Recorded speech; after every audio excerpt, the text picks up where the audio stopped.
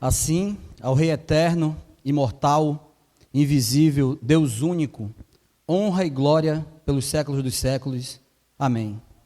Boa noite, meus irmãos, e nesse mesmo espírito de adoração ao Senhor, abramos a palavra do Senhor no Evangelho de Mateus, capítulo 5, e leremos dos versos 1 a 11, mesmo assentados, porém reverentes. Eu vou fazer a leitura e os irmãos acompanham. Mateus capítulo 5, versos 1 a 11.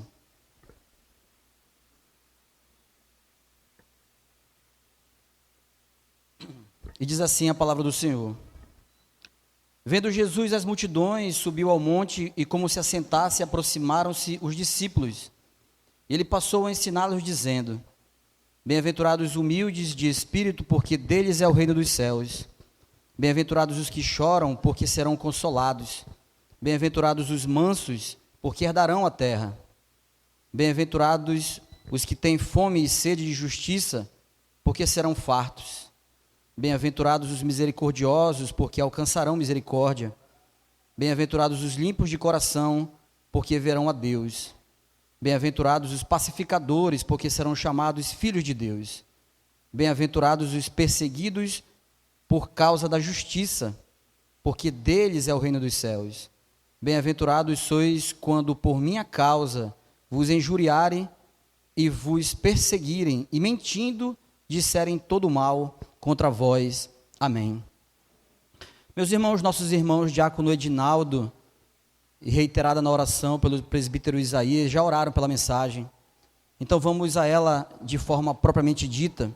E a primeira coisa que eu queria já aqui trazer aos irmãos, eu não sei quantos perceberam na projeção, e aí estava, que o título dessa exposição chama-se As Bem-aventuranças, parte 1. Eu digo isso, queridos, porque esse texto lido aqui por nós vamos trabalhar na noite de hoje, com a permissão do bom Deus, apenas até o verso 5. Porque do verso 6 em diante, nós vamos trabalhar numa próxima oportunidade, com a permissão do bom Deus também, num outro culto, num outro momento, tá bom? Mas na noite de hoje, com a permissão de Deus, nós vamos tratar até o verso 5. As bem-aventuranças, então, parte 1, é o título dessa mensagem. E aqui nesse momento, meus irmãos, para a introdução, eu preciso fazer alguns questionamentos aos irmãos, ou pelo menos um questionamento e trazer alguns dentro dele, para a gente poder, então, dar um norte no que nós vamos pensar do que vai significar essa mensagem ao nosso coração. E a pergunta é muito simples: qual é o seu conceito, meu irmão, minha irmã aqui presente, de felicidade? O pastor Marcos pela manhã já deu um spoilerzinho do que ia ser a mensagem de hoje, apesar de ter outras tratativas que vão envolver, mas a pergunta de agora é essa aos irmãos: qual é o seu conceito de felicidade? Eu pergunto isso, queridos, porque para muitos felicidade é ter um bom emprego, um bom carro na garagem, é ter saúde, é ter concluído a minha faculdade dos sonhos, é ver meus filhos criados, formados, casados e eu poder contemplar os meus netos. Felicidade para muita gente é isso. Queridos, tudo isso é lícito, eu preciso dizer aos irmãos, tudo isso. Mas eu pergunto, o meu e o seu conceito de felicidade, eles estão de acordo com os nossos padrões ou estão de acordo com os padrões apresentados por Cristo? Essa é a pergunta que não quer calar. Isso nós precisamos considerar a partir de agora, sobre essa questão do nosso conceito de felicidade. Eu digo isso, meus queridos, porque essa passagem, ela tem sido importantíssima à espiritualidade cristã ao longo de toda a história. E que o que podemos dizer a respeito, que nós precisamos avaliar, é isso, o nosso conceito doravante de felicidade, depois que ouvirmos essa mensagem aqui. Que, como disse o presbítero Isaías, não é de mim, queridos, é do Senhor a nós, a começar em mim. Que o Senhor Deus nos abençoe. Sigamos então nesse nosso período aqui introdutório. Eu não sei se é de conhecimento de todos, queridos, mas no passado, na igreja primitiva, diferentes tradições cristãs consideravam que o preparo básico de um fiel envolvia a memorização e a exploração de 3 passagens bíblicas, basicamente. Isso aqui que eu vou dizer agora, eu já falei numa das nossas momentos que tivemos na semana de oração, de devocionais curtos que tivemos, e eu citei isso lá. Eu vou repetir. Diferentes tradições cristãs consideravam que o preparo básico de um fiel envolvia a memorização e a exploração de 3 passagens bíblicas, sendo elas, queridos, a primeira, a dos 10 mandamentos, que nós encontramos em Êxodo 20, A segunda é a oração do Senhor, que nós encontramos também aqui em Mateus, no Evangelho de Mateus. E a terceira é justamente as bem-aventuranças. Ou seja, os cristãos antigos, se soubessem de cor, atentassem bem e entendessem as implicações dos 10 mandamentos, da oração do Senhor e das bem-aventuranças, eles seriam pessoas basicamente preparadas para o enfrentamento da vida no mundo à luz da espiritualidade cristã. Essas últimas, meus irmãos, leiam-se as bem-aventuranças, também conhecidas como beatitudes. Elas constituem a abertura do primeiro grande sermão que foi pregado por Jesus, o famoso e conhecido por todos nós, ou pelo menos pela maioria de nós, Sermão do Monte, que é, por assim dizer, o discurso inaugural do ministério terreno do nosso Redentor.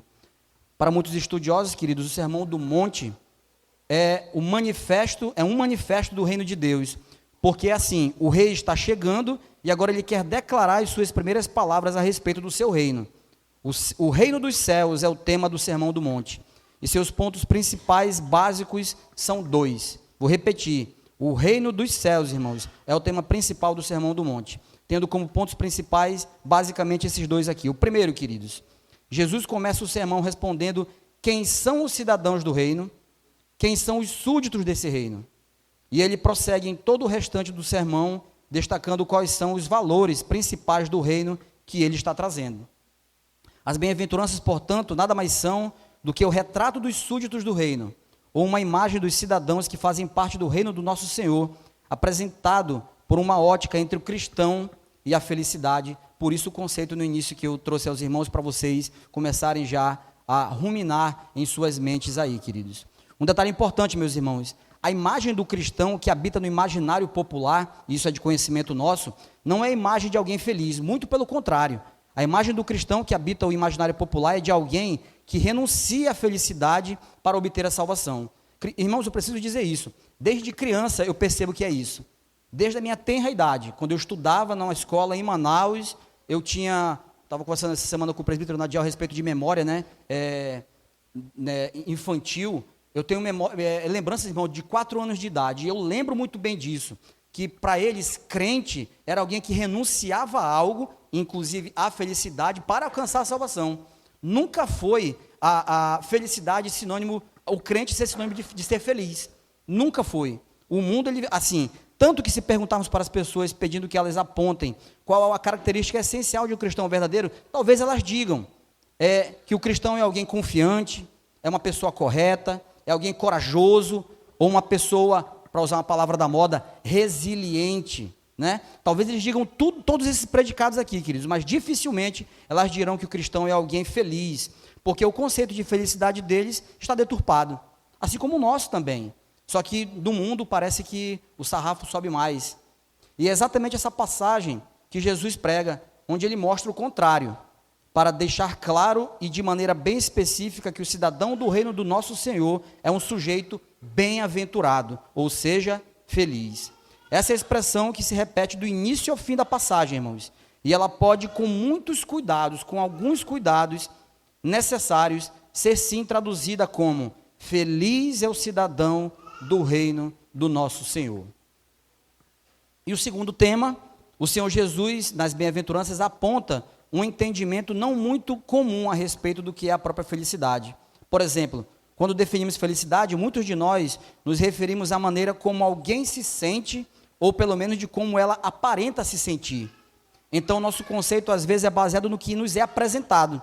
Por exemplo, eu olho uma pessoa e digo, ela é feliz, porque ela se apresenta assim. E como ela apresenta e aparenta exalar felicidade, eu concluo, essa pessoa é uma pessoa feliz. Mas não é assim. Quando Jesus diz que alguém é bem-aventurado, ele não está falando, queridos, de como alguém se sente e nem de como alguém aparenta se sentir. Isso aqui é importante, queridos. Ele está se referindo àquilo que alguém é. Não é do que aparenta ser. É aquilo que alguém é, independentemente de sentir ou independentemente de aparentar.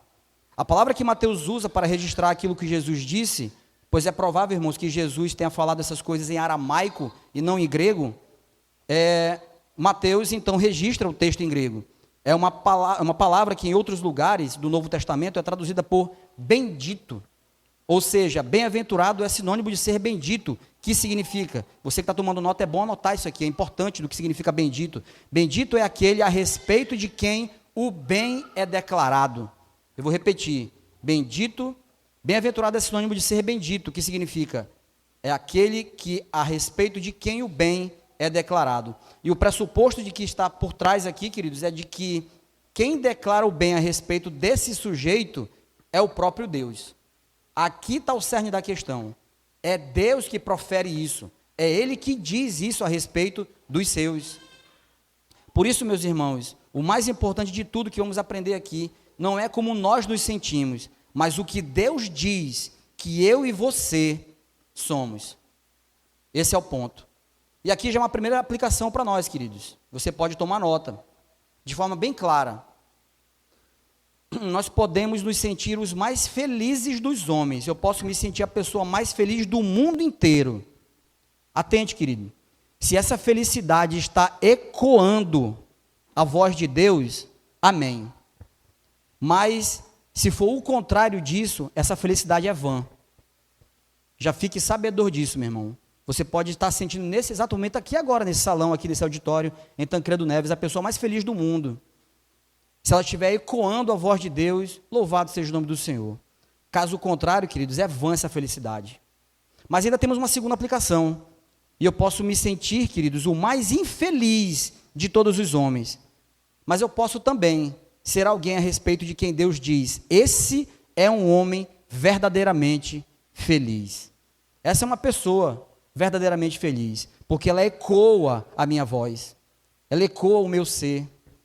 Essa é a diferença, meus irmãos, do conceito de felicidade que eu reitero perguntando novamente, como disse no início.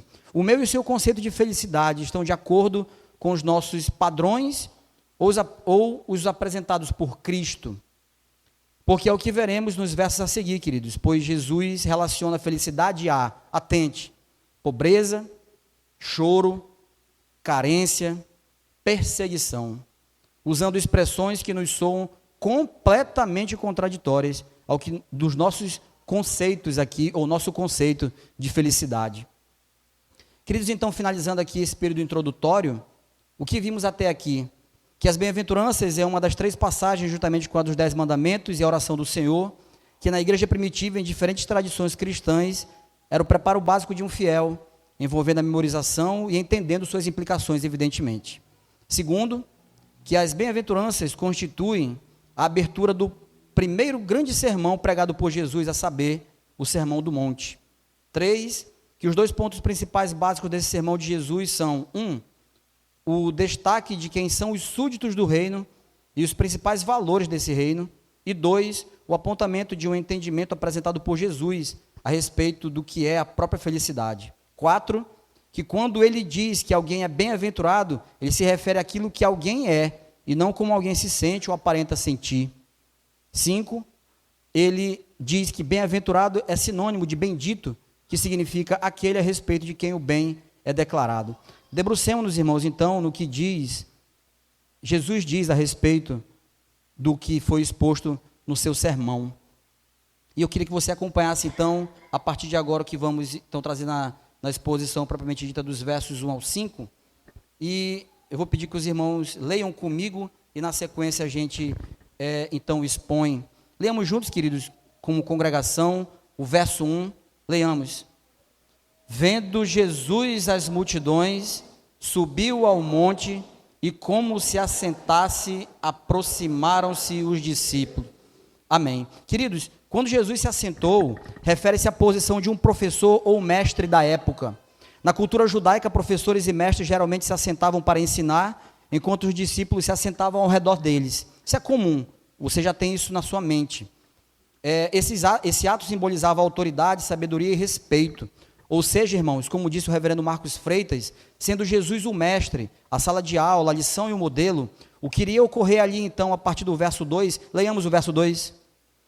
E ele passou a ensiná-los dizendo. Então aí é que é o ponto, eu volto a dizer, uma vez que nós lemos juntos, o que iria ocorrer ali então, a partir desse verso proferido por nós agora, seria um verdadeiro intensivão, irmãos, intensivão de sabedoria pelo Supremo Pastor. pessoal que faz cursinho entendeu a palavra, né? Então é um intensivão que vai acontecer aqui de sabedoria pelo Supremo Pastor, a saber, o nosso Senhor Jesus Cristo.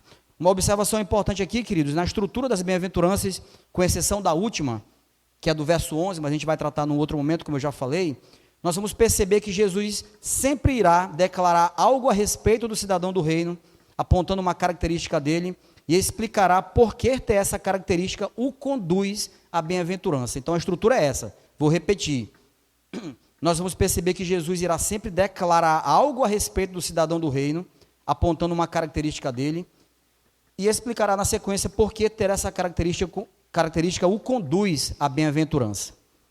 Então, queridos, vamos lá aos 3 versos que nós vamos então trabalhar aqui antes das aplicações, na parte final desse sermão. Verso 3, leamos, queridos, juntos.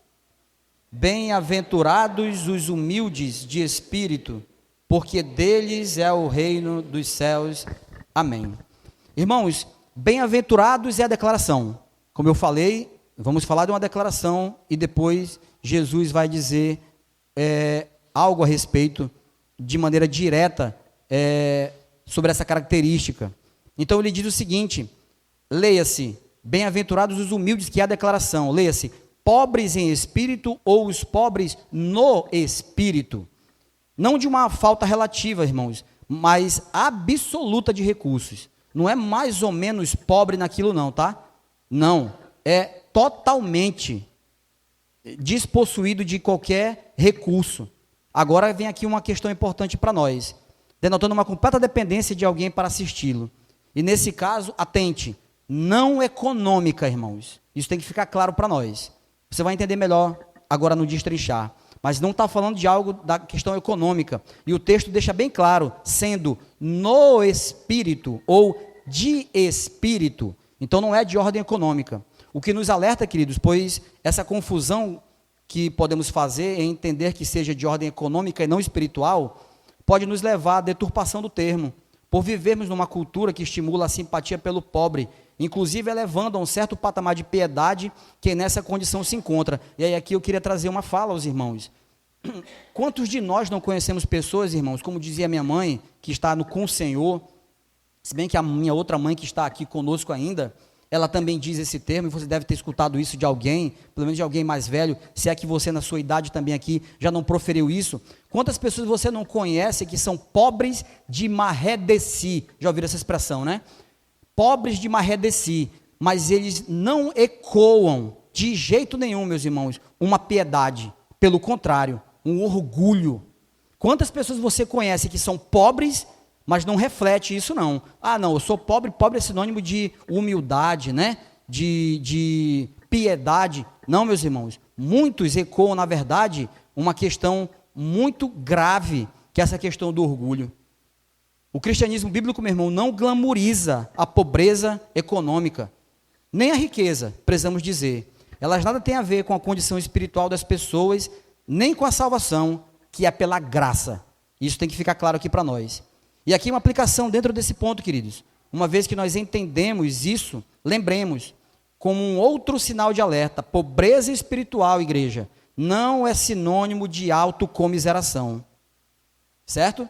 Pobreza espiritual não é sinônimo de autocomiseração. Davi, destrinche esse palavrão, por favor. Vamos a ele. Autocomiseração, meus irmãos, é aquela pessoa que tem pena de si mesmo. Tem a tendência a sempre se rebaixar e viver ligado, meus irmãos, no modo ó céus, ó vida, como dizia um personagem dos desenhos animados dos anos 80. Isso não é pobreza espiritual, irmãos. Se você um dia pensar no YouTube esse desenho que tem essa fala, ó céus, ó vida, você vai perceber que o personagem lá, pelo menos na dublagem aqui, para nós no Brasil, ele falava assim, ó céus, ó vida, e demonstrava uma total insignificância dele assim. Muitas pessoas, irmãos, são ligados nesse modo, ó céus, ó vida, de lamentação, uma eterna murmuração, um eterno luto dentro de si, e são crentes. Queridos, nós precisamos atentar para isso. Mas sobre essa questão da autocomiseração, daqui a pouquinho eu faço um apêndice. Continuemos aqui então. Do que Jesus está falando então, meu irmão? Diz o seguinte, da atual condição humana diante de Deus. De maneira mais específica, queridos, da consciência dessa atual condição. pois é isso que difere o ímpio do crente. Todos, na verdade, estão nessa mesma condição, mas alguns sabem, entendem dessa condição, só que outros ignoram. É isso que difere o crente do ímpio. Ou seja, Jesus está dizendo, bem-aventurados são aqueles que reconhecem o seu completo estado de miséria na relação com Deus. É isso que quer dizer. Bem-aventurados os pobres de espírito. Então, irmãos, atente, eu vou repetir. Jesus está dizendo, bem-aventurados são aqueles que reconhecem o seu completo estado de miséria na relação com Deus. Benditos são aqueles que entendem que são desprovidos de qualquer virtude capaz de atrair Deus para si. E só pela graça e misericórdia de Deus é que esse estado é mudado. E aqui, meus irmãos, vai de encontro, né? Assim, com a furadeira e enfiando e rodando dentro do nosso ser, ou pelo menos dentro do ser daqueles que pensam que a salvação depende de alguma coisa de mim particularmente. Não depende, irmãos. Nunca dependeu, nem nunca vai depender. A salvação nossa, meus queridos, é por conta do sacrifício de uma pessoa. Pelas obras, sim, mas de uma pessoa só. E não foi sua nem minha. Foi de Cristo Jesus na cruz do Calvário. Amém, queridos? Isso fique claro para nós, meus irmãos. Não depende de nós. Porque se dependesse de nós, meus irmãos, nós estaremos perdidos. Porque quando nós falamos assim, é por conta da graça e misericórdia de Deus que nosso estado é mudado, você pode perguntar, que estado é esse, meu irmão? Eu digo para você, estado de inimigos de Deus, de pessoas afetadas em todo o seu ser pela presença do pecado e de merecedores da ira de Deus. Esse é o nosso estado, irmãos. Não tem muito o que conversar aqui, não. Essa é a nossa condição. E nós, agora responda você para o seu coração, nós com esse estado, nós com essa condição, nós temos alguma condição, perdão da redundância, de fazermos alguma coisa para alcançar a salvação, trazendo Deus para mim? Não temos, irmãos. Isso é muito óbvio. Isso tem que ficar claro para nós essa noite, se não ficou claro para você na sua caminhada com Cristo. E aí vem, depois da declaração, o que ele fala. E por que eles são felizes? Porque deles é o reino dos céus. Eles receberam, meus irmãos, a maior das riquezas, que Jesus chama de o reino dos céus. Queridos, eu falei para vocês que eu ia fazer um comentário adicional a respeito da autocomiseração, né? E aqui eu queria trazer essa palavra à igreja, irmãos. Eu quero dizer para os irmãos que o Senhor Deus já falou no meu coração em relação a isso, eu queria que você considerasse também. Em duas situações aqui, tá? A primeira delas é que se você age, como eu vou dizer aqui agora, se converta desse pecado que nós cometemos. Mas se você não faz isso, mas percebe que alguém comete, você a partir desse momento, queridos, exorte essa pessoa, através da palavra de Deus, evidentemente, do que vai ser dito aqui agora, mas eu queria que você considerasse sobre a questão da autocomiseração. Irmãos, muitas pessoas que usam desse artifício da autocomiseração, eles dizem assim, ó, eu não presto, eu sou um lixo, eu não valho nada. E isso só para começar. Ele fala mais coisas de si, depreciativas. Irmãos, deixa eu falar uma coisa para você. Se ele está falando isso, com essa questão aqui que nós tratamos aqui agora há pouco, do completo estado de miséria em relação à sua relação com Deus, ok. Mas quem sofre desse mal da autocomiseração, a maioria das vezes massacrante, eu poderia até dizer, por regra e não por exceção, não fala nessa perspectiva. Ele fala na perspectiva egoísta do seu ser. Quando ele diz, eu sou um lixo, eu não presto, eu não valho nada, aqui é que vem a questão para exortação a essa pessoa, irmãos. Se você faz isso, converta-se. Se você não faz, e você vê que alguém faz, exorte esse irmão, essa pessoa. Sabe por quê, queridos? Olha aqui o que nós estamos proferindo. Nós estamos atribuindo ao Criador, ao nosso Deus, esses predicados que não são dele. Eu estou dizendo, meus irmãos, diretamente, que quem não presta, que quem é um lixo, que quem não vale nada, é o Senhor nosso Deus. Eita, Davi, calma. De onde tu tirou isso? Meus irmãos, nós fomos criados à imagem e semelhança de quem? De Deus.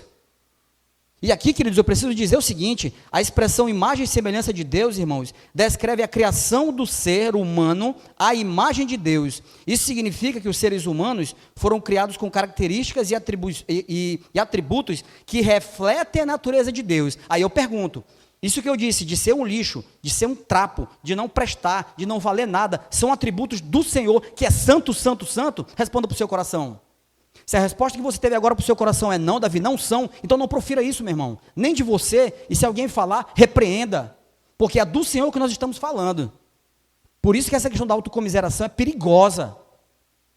Porque ela leva a um pecado muito grave, irmãos. Nós estamos atribuindo coisa ao Salvador, ao nosso Senhor, nosso Criador, que enviou o Redentor para nos salvar, que não é das suas qualidades. Esses predicados aqui não são do Senhor. Ele tem outros eternos atributos que são perfeitos. Esse aqui não. Isso aqui só denota pecado. Então, cuidado, irmãos, com isso, para a honra e glória do Senhor. Finalizando então, meus irmãos, vamos para o verso 4. Leamos juntos, por favor. Bem-aventurados os que choram, porque serão consolados. A declaração, irmãos, é essa: bem-aventurados os que choram. Não se referindo apenas ao choro físico, queridos, mas também ao luto espiritual. A tristeza profunda por causa do pecado, da injustiça e da dor. Choro esse que representa o arrependimento genuíno, a dor pela separação de Deus e a disposição para mudar. Quando aquela pessoa dá autocomiseração, ele fala tudo aquilo que ele falou, que eu acabei de dizer, meus irmãos, ele está refletindo isso aqui, a gente ainda tem que conversar a respeito dessas coisas que ele está proferindo, né? Mas se não for isso, meu irmão, ele tem que se calar. E se é você, você tem que fazer o seu coração se calar. Porque nós não podemos atribuir isso ao Senhor, queridos. E porque eles são felizes? Porque serão consolados. Porque tais possuem o consolo divino, a promessa que Deus consolará, com o perdão da redundância, aqueles que choram, oferecendo paz, conforto e redenção. Verso 5 então, irmãos. Leamos juntos. Bem-aventurados os mansos, porque herdarão a terra. Queridos, bem-aventurados os mansos é a declaração que denota uma referência à fraqueza, à humanidade, gentileza e suavidade. Isso através do que chamamos de atitudes pacificadoras. Vou repetir. Bem-aventurados os mansos, que é a declaração, ela denota uma referência à fraqueza, à humanidade, gentileza e suavidade. Isso através do que chamamos de atitudes pacificadoras. Exemplo de atitudes pacificadoras, queridos, nós podemos dar 2 aqui. Vamos abrir nossas Bíblias em Provérbios, por favor, para dar 2 exemplos, pelo menos, de atitudes pacificadoras. Vamos ler o primeiro, Provérbios, capítulo 15, vamos ler o verso 1. E diz assim a palavra do Senhor, só para dar um exemplo, viu, irmãos, esse e outro provérbio que a gente vai ler daqui a pouco, sobre o que chamamos de atitudes pacificadoras. A resposta branda desvia o furor, mas a palavra dura suscita a ira. Essa é uma atitude, irmãos, pacificadora. Quando nós estamos num debate, alguém está mais exaltado, seja lá por que motivo for, quando você vai respondê-lo e você vai no mesmo tom, vai ficar uma briga ferro com ferro ali, não vai dar certo não. Agora, quando a nossa resposta ela é branda, ela não atrai o furor, pelo contrário, ela desvia. Isso é atitude pacificadora. Agora volte um pouquinho aí e abre em Provérbios capítulo 10, para o segundo exemplo, e vamos ler o verso 19, e diz assim a palavra do Senhor: no muito falar não falta transgressão, mas o que modera os lábios é prudente. Quando eu falo demais, irmãos, a transgressão ela está batendo a porta. Isso é fato. Até porque nós somos muito desastrados às vezes com as palavras, né? O que a palavra de Deus está exortando aqui é isso. No muito falar não falta transgressão, mas aquele que modera a sua fala, que é polido no que vai falar, no tom correto, no momento correto, esse daí é prudente. Em outras traduções, leia-se sábio. O que modera seus lábios é sábio. Eu trouxe só esses 2 textos aqui, irmãos, para você reforçar na sua semana em relação ao seu culto doméstico, mas quando nós estivermos falando sobre atitudes pacificadoras, lembre desses 2 textos e você pesquise outros tantos. E porque eles são felizes, com base na declaração de bem-aventurados os mansos, porque herdarão a terra. Reforçando que a terra prometida, irmãos, não é apenas um território físico, mas também a herança espiritual, a vida eterna e a presença de Deus em Cristo Jesus. Isso na linha do porquê deles é o reino dos céus, que nós já falamos agora há pouco. Meus irmãos, eu gostaria de caminhar então para a conclusão. E eu gostaria de fazê-la aqui, queridos, trazendo 4 verdades para nós, dentro desse primeiro momento aqui que eu vou trazer aos irmãos, que é bom que você tome nota, para você saber do que falamos a respeito nessa mensagem aqui. Essa passagem, irmãos, não é, atenção, ela não é a descrição de tipos diferentes de crentes, mas da natureza de um discípulo de Cristo. Vou repetir. Ela não é a descrição de tipos diferentes de crente, mas da natureza de um discípulo de Cristo. E aqui, então, para reforçar a nossa aprendizagem, vamos, então, às 4 verdades que o Senhor Deus há de trazer a nós. A primeira delas, meus queridos, é que essa passagem não apresenta um catálogo, uma lista de escolha, ou seja, em algum nível, todos esses traços devem estar presentes em nossa vida, uma vez que eu digo que eu sigo e sirvo ao Senhor. Isso tem que ficar claro, irmãos, para o nosso coração. E pregue essa palavra ao seu coração. Não existe essa questão disso ou daquilo, do que foi trazido aqui das bem-aventuranças. Isso é inerente ao crente. Isso nós temos que considerar. A segunda verdade, meus irmãos, é que essa passagem ela não fala na linha da apresentação dos dons espirituais elencados em 1 Coríntios 12, onde eu olho e digo, creio eu ter o dom de serviço, mas de ensino eu não tenho. Não, na verdade, com certeza eu tenho o dom de misericórdia, mas o dom de governo, não mesmo. Não é assim. Não é, queridos. Indo para o ponto 3, na verdade, na esteira da segunda verdade, essa passagem é mais parecida com Gálatas 5, onde o apóstolo Paulo apresenta o fruto do Espírito, sendo este, irmãos. E aqui um apêndicezinho dessa fala, queridos, é bom para o público aqui é diferenciado, né, na noite de hoje. Não está só os membros da igreja, então, de repente, os ensinos podem ser diferenciados. Para ficar claro aqui para nós, não estamos falando, meus irmãos, Gálatas 5, tá? Dos frutos do Espírito, não, plural não, singular, fruto do Espírito. E aí, é tudo isso que eu vou dizer aqui agora, mas é um fruto só, tá? Que é alegria, paz, longanimidade, benignidade, bondade, fidelidade, mansidão, domínio próprio. Contra essas coisas não há lei, e os que são de Cristo Jesus crucificaram a carne com as suas paixões e seus desejos. Se vivemos no Espírito, andemos também no Espírito. É mais nessa linha, irmãos, essa passagem, pois quando a palavra diz, se vivemos no Espírito, andemos também no Espírito, reforça o que dissemos no início das aplicações, que se eu sou de Cristo, essas coisas são inerentes a nós, e não negociáveis.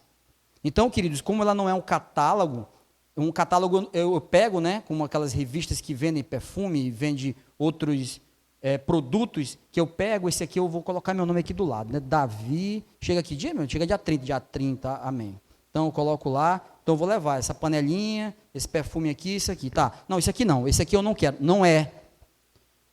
Se você é crente, isso está inerente a você e não é negociável. E quem profere isso, meus irmãos, como dissemos no início, é o Senhor Deus a nosso respeito. E quem está falando é a palavra encarnada, Cristo Jesus. E aqui chegamos então à nossa 4ª e última verdade. Consideremos, meus irmãos, essas coisas porque não precisamos dizer que ela aponta para Cristo. O que todo sermão, estudo bíblico ou devocionais deveriam apontar, pois foi o próprio Supremo Pastor que as proferiu. Está claro. O Sermão do Monte foi proferido por ele.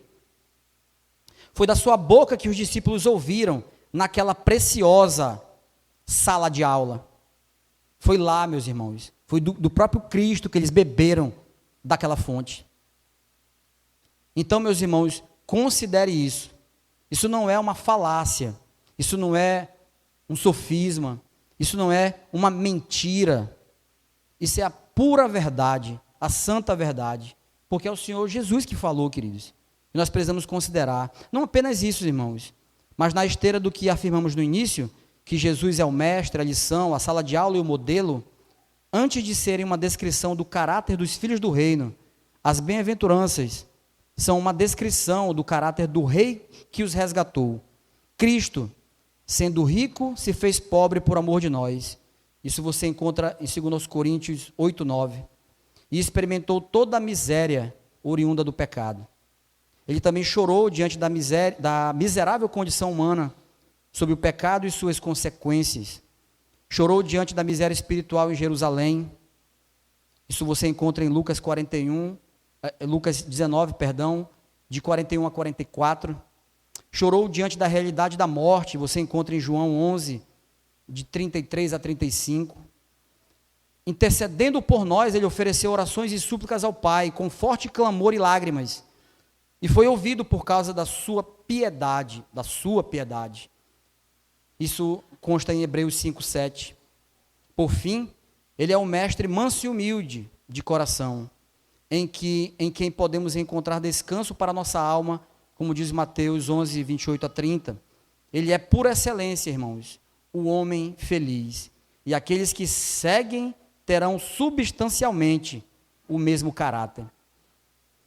Meus irmãos, eu concluo então perguntando a você, aqui em duas frentes, nessa mensagem que o Senhor Deus trouxe ao nosso coração. A primeira delas, queridos, é: se você é crente, como está o seu coração a respeito dessas verdades aqui, atribuídas a você e trazidas a você pelo Senhor Deus, pela boca do Senhor Jesus, através da sua santa palavra? Você ainda acha, meu irmão, eu estou falando com você que é crente, independentemente se você faz parte da terceira igreja presbiteriana de Boa Vista ou não, ou se faz parte de uma outra igreja reformada ou não. O que eu estou perguntando para você aqui é: como é que está a sua relação com Deus, se no seu dia a dia você considera essas coisas olhando para a palavra e dizendo: sim, eu me sinto assim, eu sinto que essas coisas que o Senhor Deus diz a respeito de mim são fato na minha vida, independentemente do que eu aparente exalar. Como é que está, meu irmão, a sua vida nesse sentido? É a pergunta que eu faço a você que conhece o Senhor Jesus. Agora, meu irmão, eu também quero perguntar, agora aqui ao auditório, a você que não conhece a Cristo ainda. Nós estamos aqui, meus irmãos, eu preciso dizer isso aos irmãos que se coloquem à disposição, mas aqueles que eu vou chamar de amigos aqui, que não conhecem a Cristo ainda, dizer para você que nós estamos à sua disposição para lhe apresentar desse Cristo aqui, desse Cristo pregado, desse Cristo que proferiu essas palavras aos seus discípulos e que reverberou até nós aqui. Esse Cristo, meus irmãos, que independentemente de circunstâncias, não nos faz negá-lo. Porque ao contrário, como eu disse no início, meus irmãos, desde a minha infância, de 4 anos de idade que eu lembro, querido, mas com certeza isso aí já vem de muito mais tempo do que eu, que eles não atribuem a nós crentes nada que tenha a ver com felicidade, porque eles acham que nós abrimos mão da felicidade para alcançar a salvação, lê do engano. Eu queria dizer para você que isso é uma mentira, uma miserável mentira, uma mentira deslavada. Agora, quando você experimentar o senhorio de Cristo, você que não é de Cristo, você vai saber do que eu estou falando. Agora, em que momento você virá ao Senhor? Se você é do Senhor, em algum momento você vai vir. No tempo dele. Não é no seu tempo, não. É no tempo dele. Você virá. Como você virá, eu não sei. Mas uma coisa nós sabemos, irmãos, e eu encerro com isso, que nós consideremos essas palavras em nosso coração. Que nós só temos 2 caminhos a seguir, queridos. Mediante o senhorio do Senhor. E mediante o que conhecemos da palavra do Senhor. Ou nós morremos em Cristo, ou nós morremos nos nossos pecados.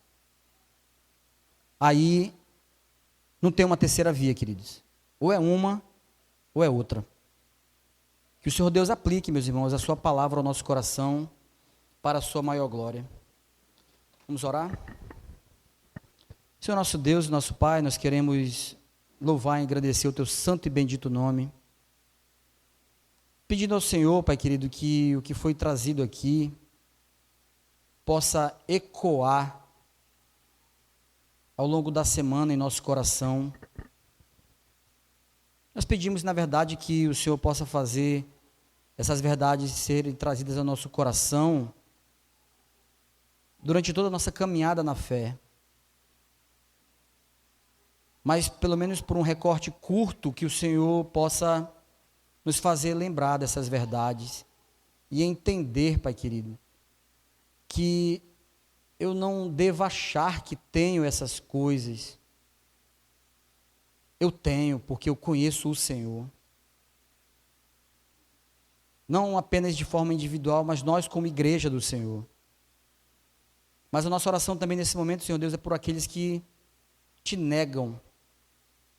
Alguns, nós ponderamos que, de alguma forma, de repente, ouviram apenas do Senhor uma vez ou poucas vezes.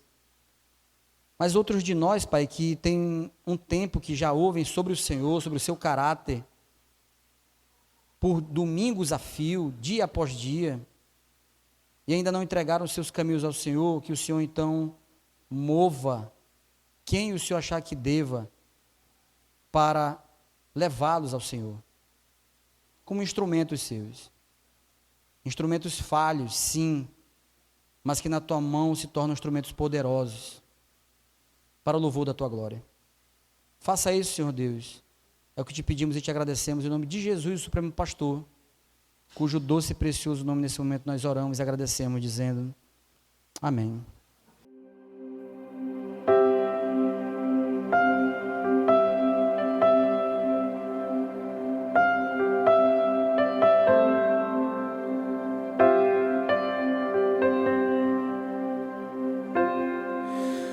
Tu és bem-vindo aqui.